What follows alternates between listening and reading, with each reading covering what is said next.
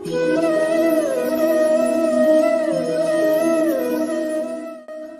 श्री राम। सभी को सीताराम। कैसे हैं आप सब।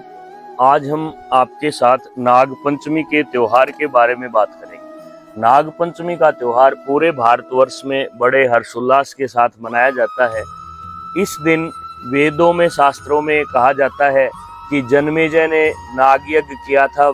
राजा परीक्षित को नागराज ने डस लिया था, जिससे उनकी मृत्यु हो गई थी। उनके पुत्र ने सभी नागों को यज्ञ में स्वाहा करने के लिए बड़ा अनुष्ठान प्रारंभ कर दिया था, लेकिन बीच में आकर के आस्तिक मुनि ने उस यज्ञ को रुकवा दिया था। और तब से कहते हैं कि आस्तिक मुनि का नाम लेने से सर्प डसते नहीं हैं। तो इस प्रकार का शास्त्रों में कई जगह उल्लेख मिलता है, लेकिन विशेष रूप से महाराष्ट्र, पश्चिम बंगाल, उत्तर प्रदेश और बिहार में नाग पंचमी की विशेष पूजा होती है। और अन्यत्र पूरे भारत में ही इस दिन नागों की पूजा की जाती है। अनेक प्रकार से नाग बनाए जाते हैं और उनकी पूजा की जाती है। तो यह हमारे शास्त्रों में हमारे जितने भी जीव जंतु हैं उनके प्रति सम्मान है, नाग देवता के प्रति सम्मान है, क्योंकि हम हर एक जीव में भगवान को देखते हैं। और हमारे इतिहास में नागों को भी राजा बताया है कि नागराज होते थे, उन्होंने पाताल में इस प्रकार से राज किया था। भीमसेन की कथा हो, चाहे रामचरितमानस में भी चर्चा आती है कि पाताल लोक में नागराज राज्य करते थे। तो आज हम बात करते हैं कि नाग पंचमी को क्या विशेष करें, क्या इस दिन करने से फल मिलता है। श्रावण शुक्ल पंचमी को नाग पंचमी कहते हैं। इस दिन आप भगवान शिव का विशेष पूजन कर सकते हैं। और इसी दिन महाकाल में अर्धचंद्रेश्वर नामक एक मंदिर है नागराज का ही, जो केवल एक ही दिन खुलता है। उस दिन वहां पे दर्शन करने से काल सर्पयोग भंग होता है। अतः आप इस प्रकार से इस नाग पंचमी के बारे में समझ सकते हैं। लेकिन एक पौराणिक कथा है जिसको सुनने से कल्याण होता है, और जिस बहन के भाई नहीं है उसको भाई की प्राप्ति होती है। और जिस भी कोई भी भाई है उसके अगर बहन नहीं है तो उसको बहन की प्राप्ति होती है। इस कथा को सबको सुनना चाहिए। तो चौथ के दिन शाम के समय मोठ चने भिगो देने चाहिए, रात को खाना बनाकर रख देना चाहिए। अगले दिन पर नाग पंचमी को ठंडा भोजन करना चाहिए। पहले तो एक रस्सी में, एक जेवड़ी में 7 गांठ लगाकर सांप बनाए। उसके बाद में जेवड़ी के जो सांप है उसको पट्टे पर रखकर उसको तिलक आदि से पूजन करें। जल, कच्चा दूध, बाजरे का आटा, चीनी, घी मिलाकर लड्डू बनाकर चढ़ाने चाहिए।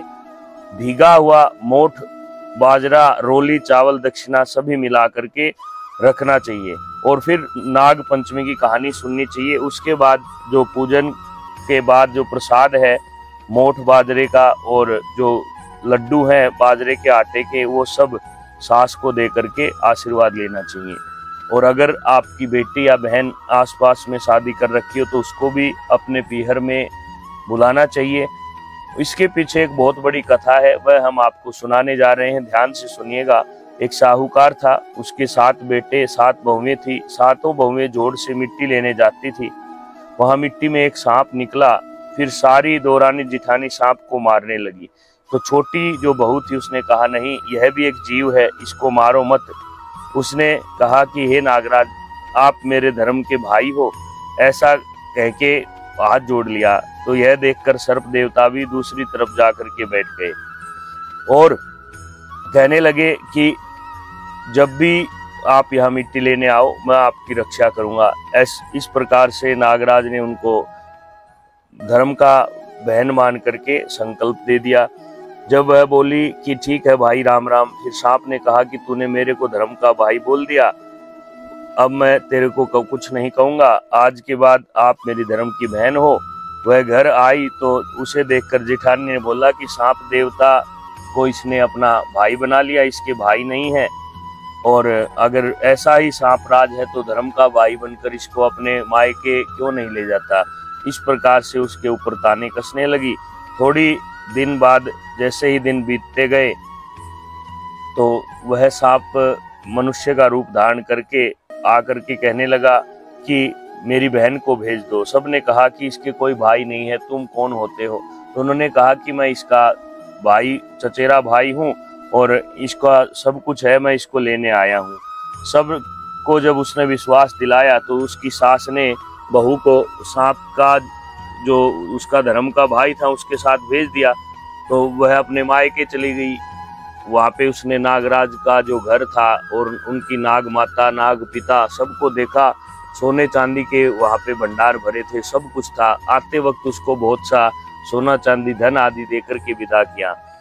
इस प्रकार से जब वह सांप धर्म का भाई बनकर उस साहूकार की छोटी बहू को घर छोड़ने आया, तो जैसे ही वह उसको छोड़कर जाने लगा तो उतना धन आदि देख करके चाची ताई और जो भी देरानी जेठानी थी सभी कहने लगी कि बहुत लाड चाव हुआ आपका मायके में, और अगर ऐसा ही है तो क्यों न कि आपके घर में सोने चांदी की झाड़ू दी जाए।